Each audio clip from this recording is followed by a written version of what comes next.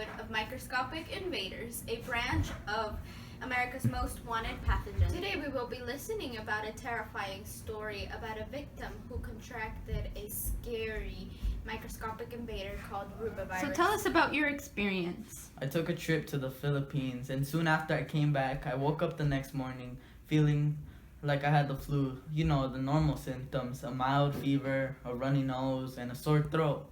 I thought to myself, what harm could it do if I started getting a red rash? So that's when you realized that you didn't have the flu, right? Yes, noticing after the rash, I visited my local doctor, only to find out that I had contracted rubella. Can you imagine that? This person took what was a vacational trip to the Philippines, but instead came back as a victim of this microscopic invader, rubella, also known as the German measles. Rubella is also known as rubivirus that comes from a family called Togaviridae. Way back in 1619, a physician by the name of Daniel Sennert encountered this disease, in which he named it Roteln, which is rubella in German because of the red rash it had produced. By the early 19th century, rubella was distinguished from a more serious disease called measles.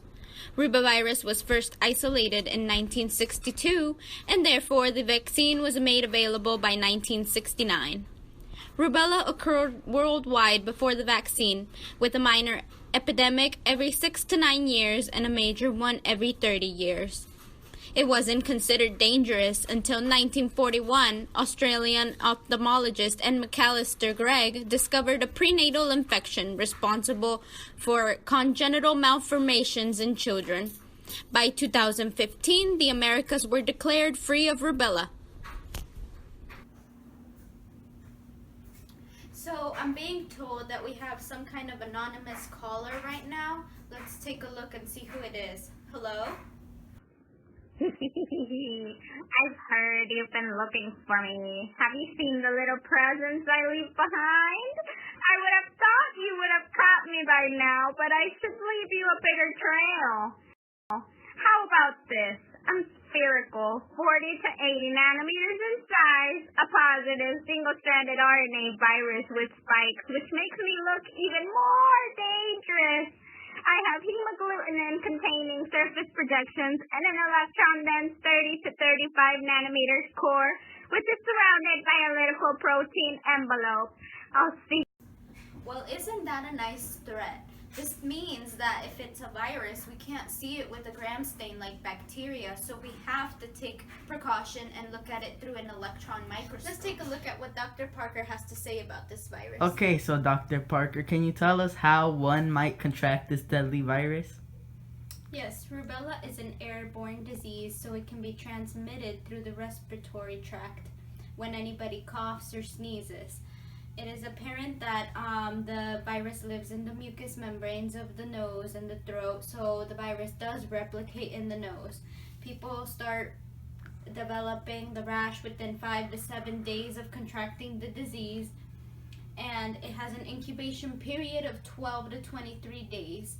And as far as I know, it can also be transmitted to other organs, which makes it highly dangerous, especially in pregnant women.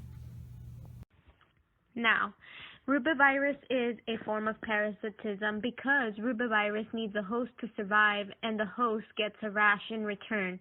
Without its human host, rubivirus will not survive. Rubivirus is an enveloped virus, which means it contains a lipid envelope around it, kind of like a shell. It contains a capsid protein which carries the 40S RNA to form a nucleocapsid, which remains inside the cytoplasm. The virus envelope has the E1 and E2 glycoproteins, which affect the ability of attachment to the host cell and also create and allow the antibodies to work against the virus. With these glycoproteins, the virus is able to attach to the host cell and go into the cell through endocytosis. Once the virus is inside the host cell, a part of the host cell membrane is attached around the enveloped virus. The next step is the uncoating, or the destruction of the capsid protein. This leaves the piece of RNA naked so that it can go into the nucleus. Now that the RNA is uncoated, it can move into the nucleus and begin to replicate into another piece of RNA. With the capsid proteins and the E1 and E2 glycoproteins left in the cytoplasm, the RNA leaves the nucleus in order to assemble into new virions. Now the new virion is ready to exit the host cell, so it will exit through exocytosis. Since rubivirus is not a bacteria, we can't treat it like we would a bacterial infection. Instead, we treat the symptoms and give Tylenol or Motrin to treat fevers and the flu-like symptoms, and we just wait for the rash to disappear. Thank you, Dr. Parker, for that very important information.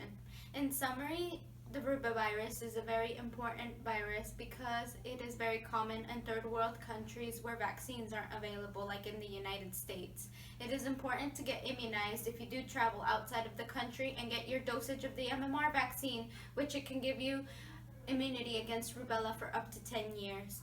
If you do come in contact with this most wanted pathogen, please call our toll-free hotline.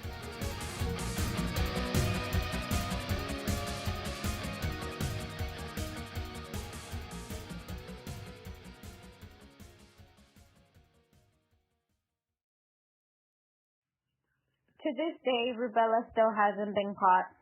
If you do come in contact with this infectious virus, please call our toll-free hotline at 1-800-RUBELLA.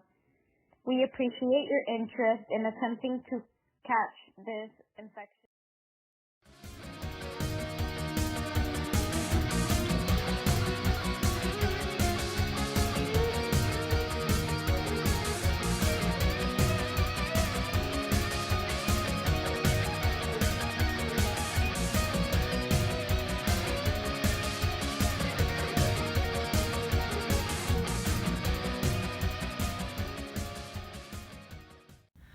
So tell us about your experience. Well, I took a trip to the Philippines, and soon after I came back, I woke up the next morning feeling like I had the flu, you know, the usual action. Can you imagine this? This young man took what was a vocational trip to the Philippines. He coughs or sneezes, so it's Okay, so Dr. Parker, dang it. Wait. Dang it.